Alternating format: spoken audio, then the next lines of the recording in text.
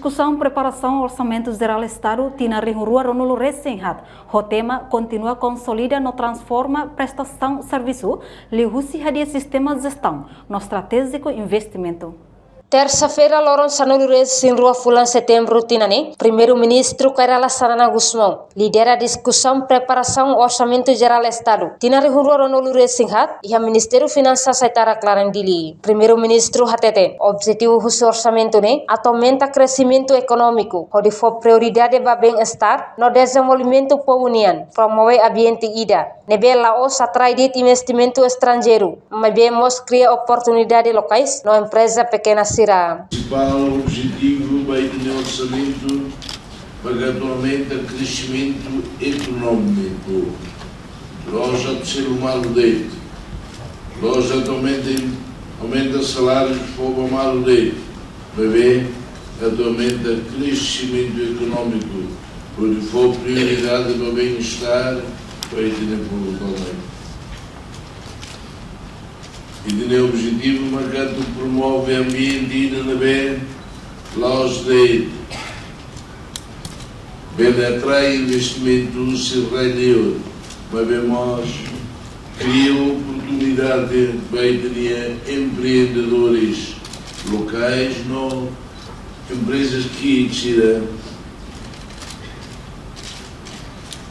bem ira e depois setores de e também liberta o povo de potencial também. Não bem impulsiona que tudo o crescimento econômico não é sustentável. Nem significa que até e de tudo o crescimento ainda é nós de também gastos para também o governo atual e de souber a justo bagir de for apoio sinebe o envolvimento lá e da saiosa os fundos de petróleo lá de gastos e estado neumalar de desenvolvimento e infraestruturas e a importância boa que teve para a nação iraniana.